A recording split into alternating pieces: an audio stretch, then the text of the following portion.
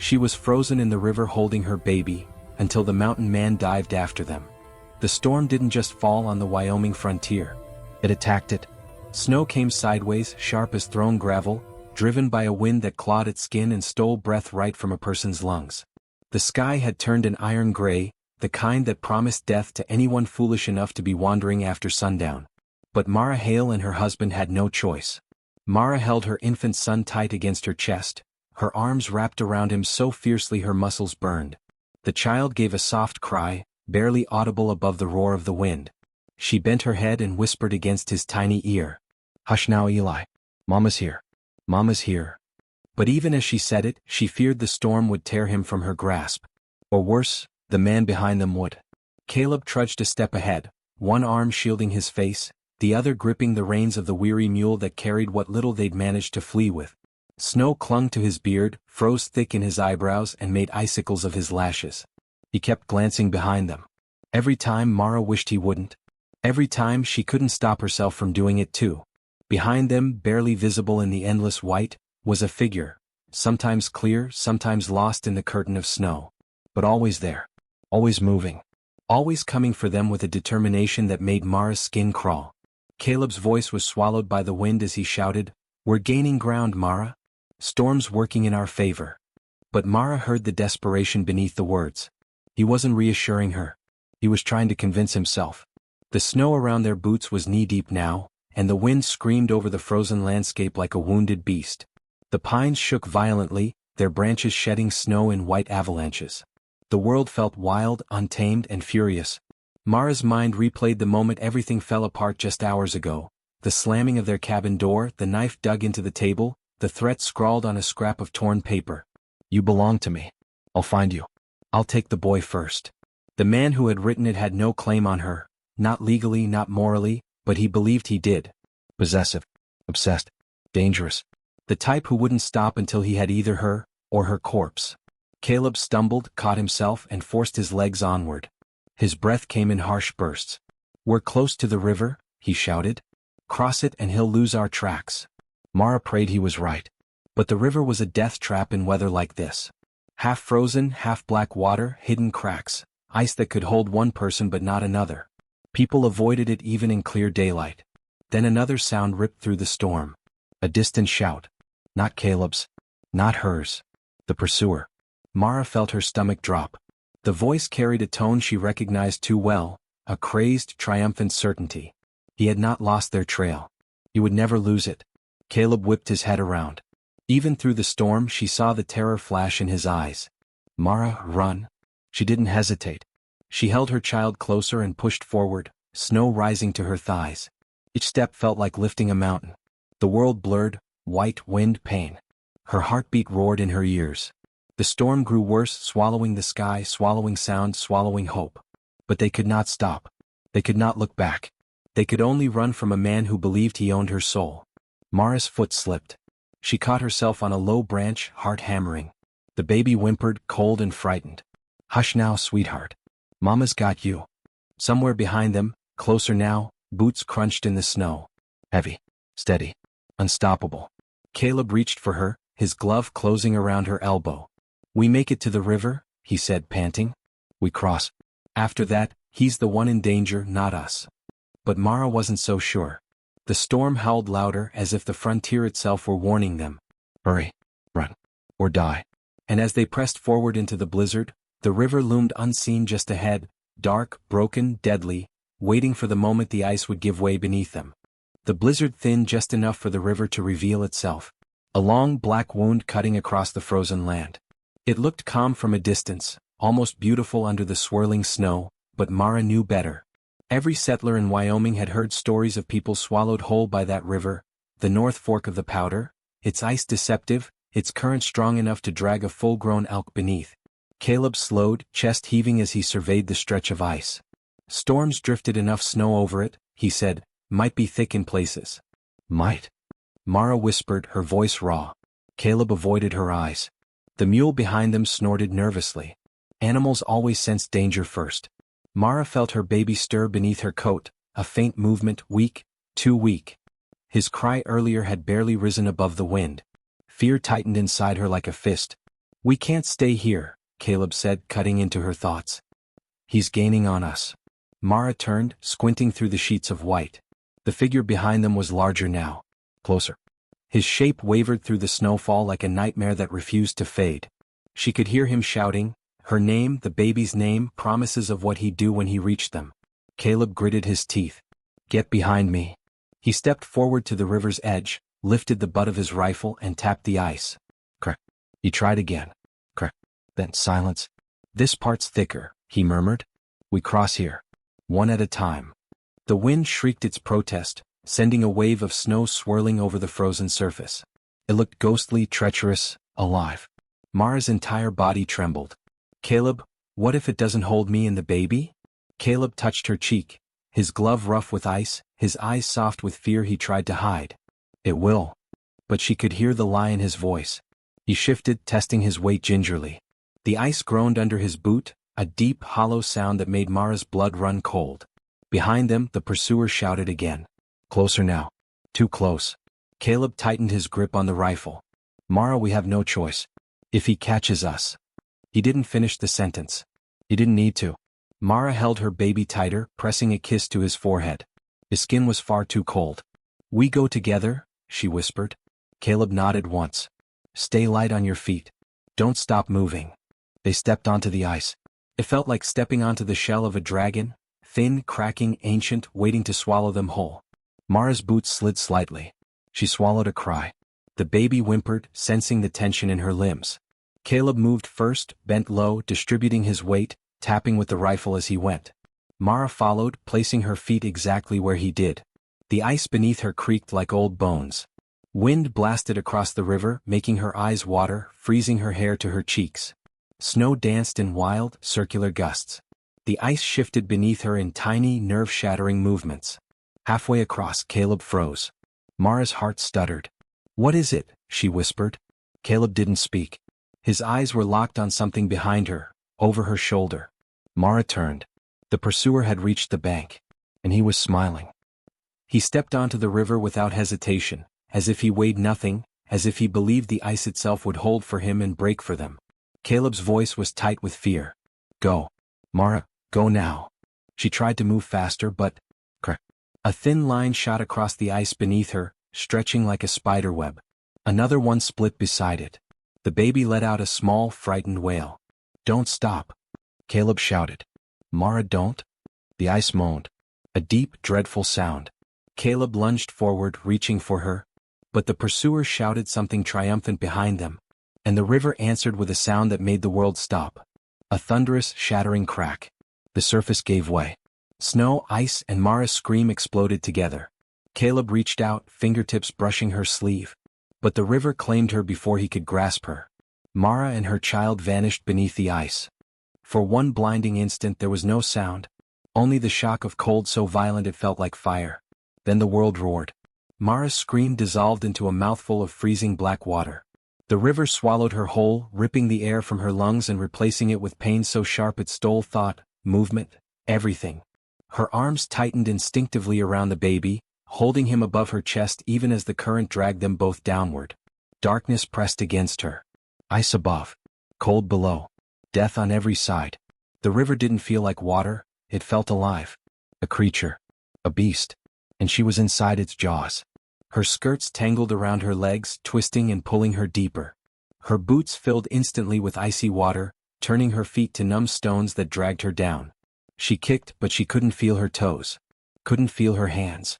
Couldn't feel anything except bone-deep terror. Somewhere above, muffled through the ice, she heard Caleb shouting her name. But the river was louder. Bubbles fled her mouth in frantic bursts as she spun beneath the shattered surface. She slammed against a slab of submerged ice, her shoulder exploding in pain. Her baby let out a tiny, choked cry, barely a sound, but enough to ignite something primal inside her. Mara forced her body upward. Her palms struck solid ice. She pushed, clawed, slapped at it, anywhere, any weakness, any gap, but the shelf above her was thick, unbroken except for the jagged hole she'd fallen through. Except she couldn't find it. Her eyes darted wildly, searching for the faint glow of winter daylight filtering through. All she saw was darkness, shapes, shifting shadows. Her breath was gone. Her chest burned. The baby was slipping. slipping. She tightened her grip until her fingers cramped. Please, she tried to cry, but the river stole the word, freezing it in her throat. She pounded against the ice again.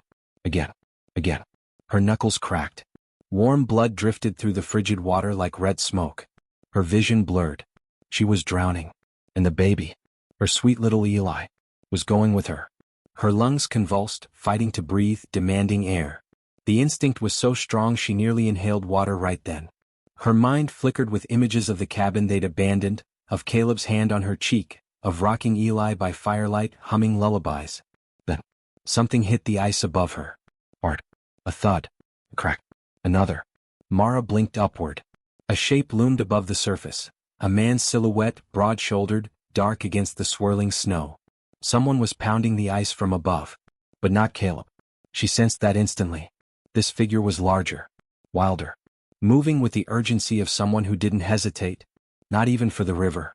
The sound of someone shouting her name muffled through the ice. No. Behind you. Caleb's voice. Desperate. The stranger didn't pause. Didn't look back. He dived. The water erupted in a violent crash as a body plunged through the broken opening. Cold and force collided around her as a man descended into the black depths. The river grabbed him too, tugging at his heavy coat, swirling around his broad frame, but he didn't fight the current. He cut through it, arms powerful, strokes sure. He found her almost instantly. Mara saw his face through the dark water for a moment. Bearded, stern, eyes sharp even in the icy gloom. Eyes that widened the moment he saw the baby in her arms. He kicked hard, grabbing Mara around the waist with one arm, pulling her against his chest. With the other, he reached upward toward the shimmering tear in the ice where he'd come through. But the current shoved them sideways, dragging them toward deeper water. He swore. She saw the curse form in a burst of bubbles, and he shifted his grip, wrapping an arm around both Mara and the baby. He wasn't trying to save just her. He was determined to save them both. He angled his body, fighting the current with raw strength, pushing toward the pale glow of the hole above. Mara's vision wavered. Her head felt heavy, her limbs numb and useless. The river pressed against her eyelids, whispering for her to let go. Her last conscious sensation was the stranger tightening his hold, a rough, powerful hand gripping her arm, and the desperate surge of his kick as he shoved them toward the light. Then the world faded, swallowed by blackness and the sound of her baby's faint, muffled cry. Elias Thorne had always trusted the land to speak to him. The wind told him when storms were coming. Tracks in the snow told him which animals had passed and how long ago. The stillness of the forest told him when something was wrong. That morning, while tracking elk through the pines, he felt it, a tension in the air, a disturbance that didn't belong to wildlife or weather. The storm had eased, leaving the forest hushed and white, but a strange undercurrent clung to the cold air. Then he heard it. A scream carried by the wind. Faint. Human. Desperate. His muscles tightened instantly. He wasn't a man who ignored trouble. He followed the sound, boots crunching through fresh snow, breath-forming clouds. As he drew closer to the river, he saw footprints, 3 sets, 2 adults and a child being carried. Their stride was frantic, uneven. Then another set of tracks. A 4th. Larger. Heavier. Chasing. Elias's jaw flexed. Trouble indeed. He broke into a run as the river came into view, a long, glittering slab of ice with a jagged wound in the center where someone had fallen through. And near that hole, on his knees, was a man, wild-eyed, screaming into the wind, pounding the ice with the butt of his rifle. Mara. Mara, hold on. Elias didn't need to know the story. He could read the scene like scripture. A family fleeing. The ice giving way. Someone trapped beneath. A pursuer closing in. He scanned for movement under the ice. There. A flicker of fabric. A pale hand. A dark shape sinking. The decision wasn't a decision at all. Before the husband even turned to look at him, Elias was already moving. He tore off his coat, dropped his pack and sprinted toward the river.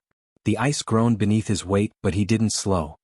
He reached the shattered edge, grasped the rim, and without hesitation, he dived. The cold hit him like a hammer, but he pushed through it, slicing into the black water. His eyes opened in the icy dark, searching through clouds of silt and drifting crystals. There, beneath a shelf of ice, a woman, her hair streaming like black ribbons, her arms locked around a bundle of cloth. Baby. She was still conscious, barely, her eyes wide with terror, her hands scraping uselessly at the ice overhead. Elias swam to her, every stroke fueled by grim determination.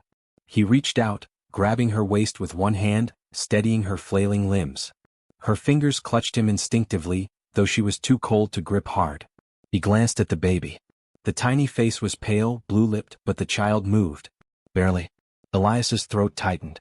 A fire lit in his chest, one that had nothing to do with the cold. He shifted his grip, hooking his arms securely around both mother and child. The current pulled at them, snarling around his legs like an angry serpent, but Elias angled his body upward, kicking with powerful, steady force. The hole above them was harder to reach than he'd expected. The river tugged them sideways, dragging them toward deeper water. Elias fought the pull, muscles straining against the relentless current. The woman's eyes fluttered, rolling back, her body slackening. "Don't you quit," he growled, bubbles escaping his mouth in a burst. "Not now. Not with a baby in your arms." He tightened his hold and powered upward. Light shimmered above them, a pale, trembling circle. The hole. He kicked harder, lungs burning, chest aching. His hand broke through the surface first, gripping the jagged ice. In one explosive heave, he shoved Mara and the baby upward, his strength fueled by something deeper than instinct, something fierce and protective and immovable. He dragged them onto the ice, then hauled himself out with a grunt of effort. The cold air slashed his skin, but he ignored it.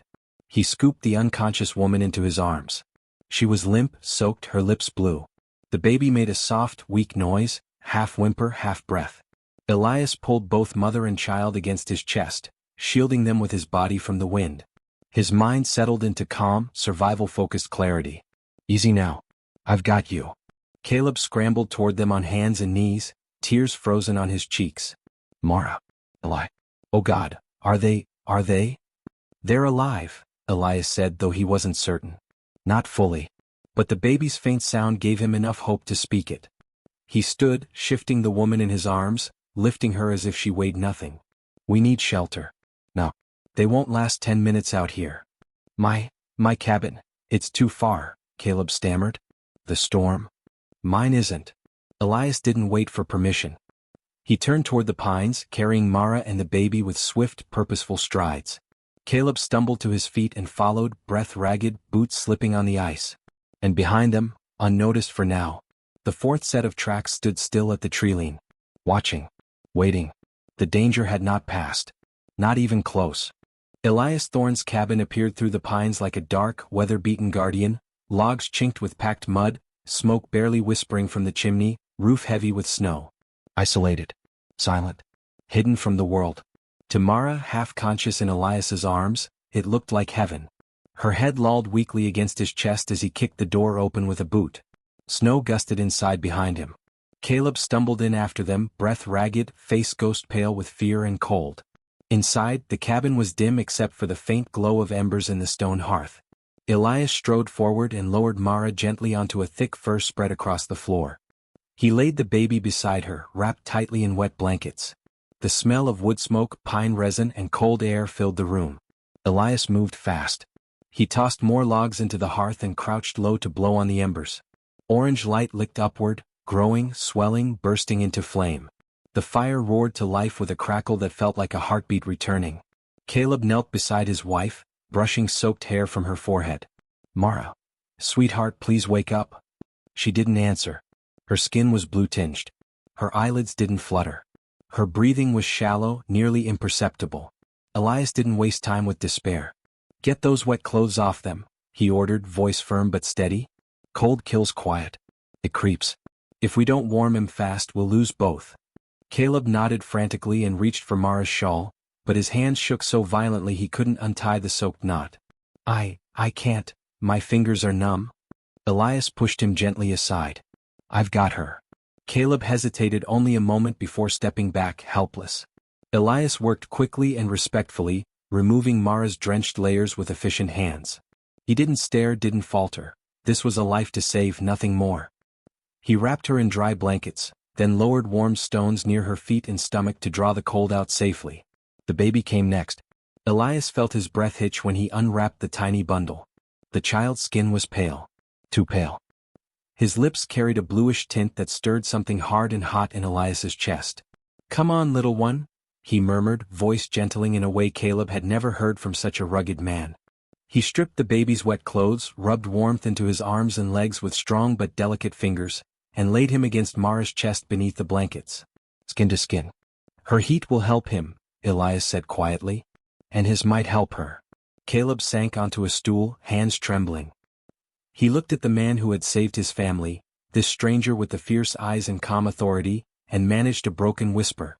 I thought I lost them both. Elias didn't look up. He was checking Mara's breathing, turning her onto her side slightly.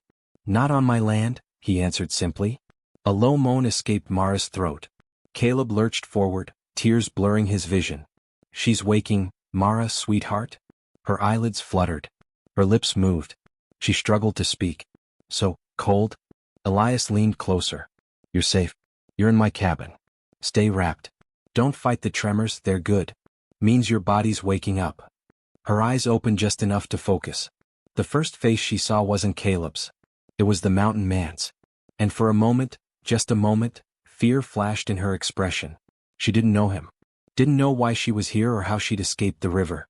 Then she saw the baby bundled against her chest. Her hand shot up, weak but frantic, searching for him. Elias guided her fingers to the child. He's warming up, Elias murmured. Breathe in too. Faint but steady. A sob left Mara's throat, half relief, half exhaustion. Tears slid down her cold flushed cheeks. She gripped the baby closer. Her voice cracked, barely a whisper. Caleb, where's Caleb? Her husband leaned into her line of sight. I'm here, love. Right here. She relaxed instantly at the sound of his voice. A shiver went through her, not entirely from cold. Elias watched her closely, checking her pupils, her breathing, the flush returning slowly to her skin. You're lucky, he said quietly. Both of you. The river don't usually spit folks back out. Mara looked at him again, truly seeing him this time. The wild beard. The broad shoulders. The soaked flannel shirt clinging to muscles hardened by the mountains. Eyes sharp as flint, but warm with something she didn't quite understand. Why you went in after us? She whispered. I saw you fall. You could have died. Elias shrugged, glancing away, almost embarrassed by her gratitude. Didn't? But Caleb wasn't convinced. He stared at Elias with a mixture of awe and guilt. You risked your life for strangers, Caleb said softly. I don't know how to thank you. Elias straightened, rolling his shoulders, trying to shake off the lingering cold. You keep your wife and child alive. That's thanks enough. For a long moment, the cabin was quiet except for the crackle of the fire and the soft, rhythmic breathing of the baby beginning to warm. Outside, snow whispered against the windows. But inside, warmth, safety, and a fragile calm settling over them. At least until morning. Because none of them yet knew that the pursuer, the man who had driven this family into the storm, had found the river, had found the broken ice, and was already following the tracks leading straight to Elias Thorne's cabin. The fire crackled low in the hearth, casting a soft amber glow across the cabin walls. Outside, the storm had quieted to a mournful whistle, as though the wind itself was exhausted from the night's violence. Inside, warmth wrapped around Mara like a wool blanket, and yet she couldn't stop shivering, not from cold but from everything she had endured. Silas knelt beside the bed where Mara rested, the baby, little Jonah, bundled safely in her arms. The child had slept through the night with only a few soft whimpers, as though he knew the danger had passed. Mara smoothed a trembling hand over Jonah's cheek.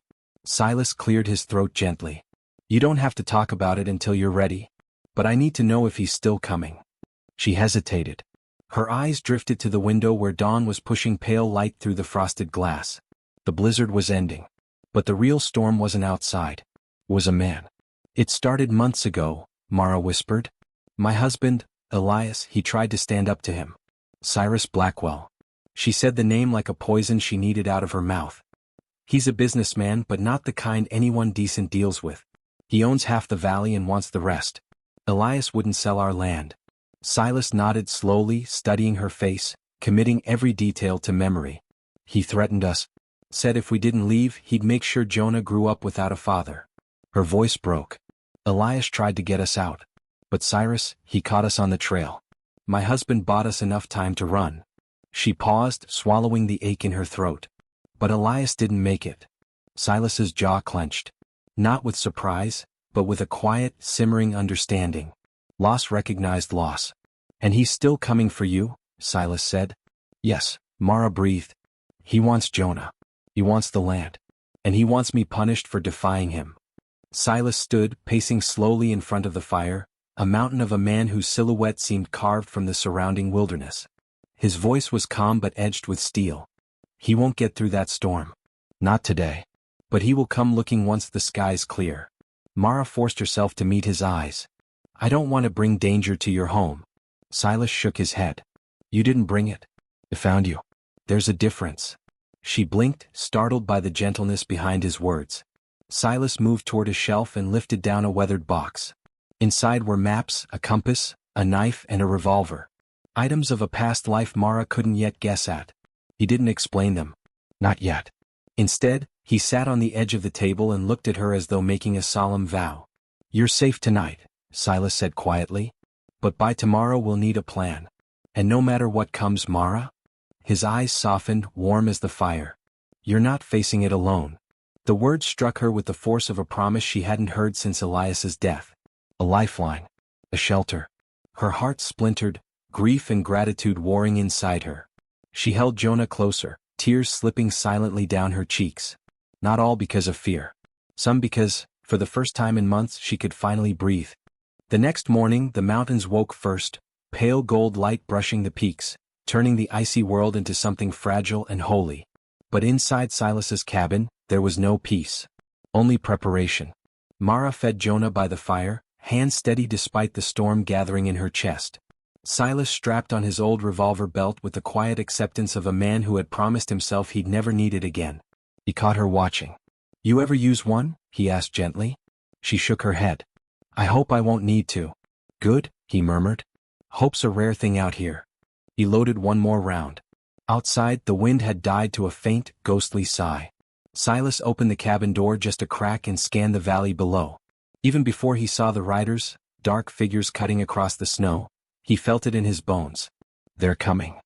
Mara stood, clutching Jonah to her chest. She didn't cry. Didn't tremble. She had passed through terror, through the frozen river of death itself. Now only resolve remained. Silas turned to her. Go behind the back wall. There's a cubby. Hidden. Stay quiet unless I call. Silas. He stepped closer. I won't let him take you. Either of you. Something in his voice, low, raw, told her this wasn't just duty. This was personal. This was a man choosing to stand for her. She nodded and hurried to hide. The knock came moments later. A thunderous bang bang bang against the wooden door. Silas opened it just enough to stand in the frame. Cyrus Blackwell sat tall on a black stallion, coat fur-lined, face sharp as broken glass. A dozen armed riders flanked him. Well, Cyrus drawled. The little rabbit left tracks across the ice. And you, mountain man, seem to have picked her up. Silas didn't flinch. She's not here. Blackwell smirked. You know, I could admire the boldness if it wasn't so stupid. She stole something from me. She stole nothing, Silas replied. She ran. Same as any woman would when a wolf hunts her. Cyrus leaned forward in the saddle, voice turning venomous. She has my child. Jonah's soft whimper from the cubby was faint, too faint for most men to hear. But Blackwell's eyes sharpened like a hawk's.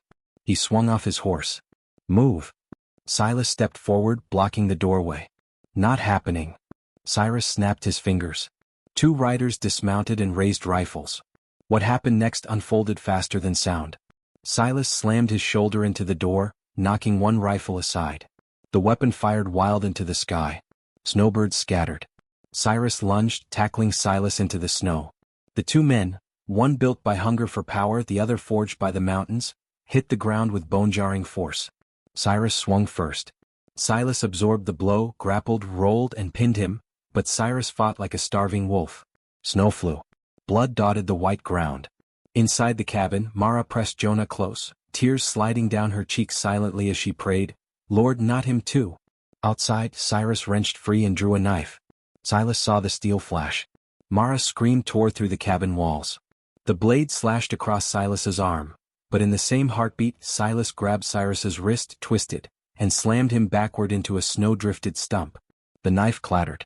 Cyrus gasped, fury and disbelief in his eyes. Silas rose, chest heaving. You won't hurt them, he said, voice shaking with cold and conviction. Not while I'm alive. Cyrus spat blood. Then you'll die today. But his men, who had watched the fight unfold, shifted uncomfortably. One muttered, Boss, enough. The man's right. Let him go. Cyrus turned incredulous. You cowards. Silas planted his boots firm in the snow. Ride away. The riders exchanged looks. Then slowly, as if the cold reality of Cyrus's cruelty finally settled in, they mounted up. One by one they left. Cyrus stared after them, stunned and furious. He lunged for his knife, but Silas got there first, kicking it far into the drifts. This ends, Silas warned. Now, you leave this valley. And you never come for Mara or her boy again. Cyrus rose shakily, hatred shaking his shoulders. This isn't over. It is, Silas said. Because if you come back, I won't dive in after you. Something in Silas's eyes, fierce, ancient, unyielding, finally penetrated the man's arrogance. Cyrus backed away, climbed onto his stallion, and rode off alone. The valley fell silent. Silas stood catching his breath, blood dripping warm onto the snow. Mara rushed from the cabin, Jonah in her arms. Silas. She dropped to her knees beside him. He tried to smile. Told you, I wasn't letting him take you. She touched his face, trembling. You saved us. Again. Silas held her gaze, the morning light soft around them, her hair windswept, Jonah blinking sleepily between them. You're safe now, he murmured. Mara leaned forward, forehead touching his. For the first time. I believe that. The sun crested the mountains, turning the snow into a field of gold. A new day. A new beginning. And for the first time since the river froze around her, Mara felt warmth, not from fire, but from hope blooming quietly in her chest.